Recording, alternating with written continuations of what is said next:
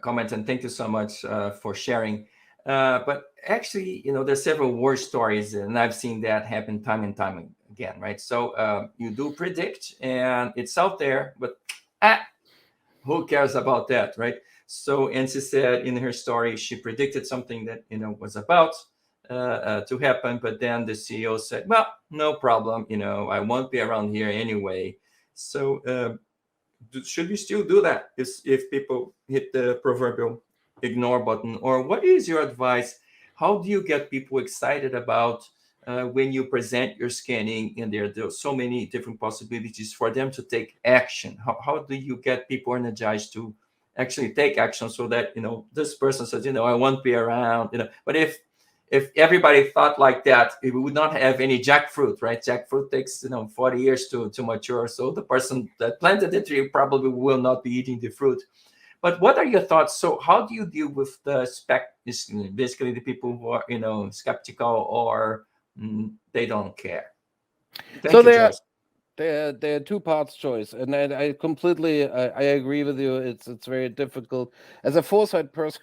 A little bit, in a lot of cases, you are actually saying things nobody wants to hear because you have a product line that's successful, and suddenly there's this foresight person coming from the side going, "Hey, we might get an issue in 2 years. Consider this." So you're providing information that not necessarily welcome. So what I do, so there are two parts I want to talk about. The first part is about the consideration how to actually get people interested. And there are the positive examples, and we know about those companies that are now successful. But surprisingly, it's easier if you talk about the Nokias, Kodaks, and other companies in the world. For instance, file sharing, the Napsters of the world. These are shock elements, and that's why I use them in the book. It's a bit dated, but people remember when Napster came up and they heard the first time about Napster. What I find very interesting is just in the mid 90s, the British music industry actually said, well, wait a second, we should charge $40 for a CD because a hardcover book at the beginning. When it comes out, first publication is really expensive, then it becomes paperback, and we should use the same system to essentially have a tiered pricing system. And if you really think about it, this was essentially 5 years before the value of music kind of dropped. How much is it worth now? People go on YouTube and consume it for free. The entire model completely changed. So these are kind of shock effects where people understand, oh, this is something that I should have kept in mind. Now, with the part of prediction, and it's again two parts. So one is, do not assume that it's irrational if somebody says, I'm only interested in the next 2 years. Well, if this is for your personal career, it's actually a very rational decision. So you need to put it into the organizational DNA in some way or another. Because as an individual, you might say, I'm leaving my plan is to leave the company in 3 years. I just need something to show for the time. And then there is a part which is interesting about foresight that people love, in my experience, to participate in foresight workshops to become aware.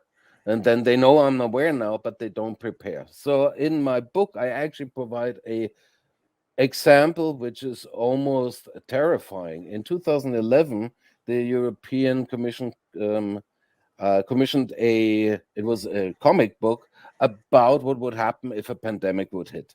It's called Infected. You can go online, you can download it. It's a comic book, and it's obviously has a science fiction character coming from the future and telling you about a pandemic that hit, and people needed social distancing, and they needed to wear masks, and because of international flight, it spread quickly globally, and in order to address it, there had to be a lockdown. And during the lockdown, a lot of people had to deal with depression.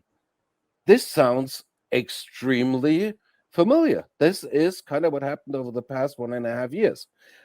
And the idea, the potential for that was available for free online 10 years ago. So, A, you need to move from awareness to preparedness. B, the unfortunately scary part is who wants to spend a lot of money on something that might happen when you can, for instance, simply build a new bridge. It looks better to cut a ribbon than doing something in the background. So there's a lot of work that needs to be done for foresight to get people to move along the long-term thinking route and then move from awareness to preparedness. Joyce, I'm with you.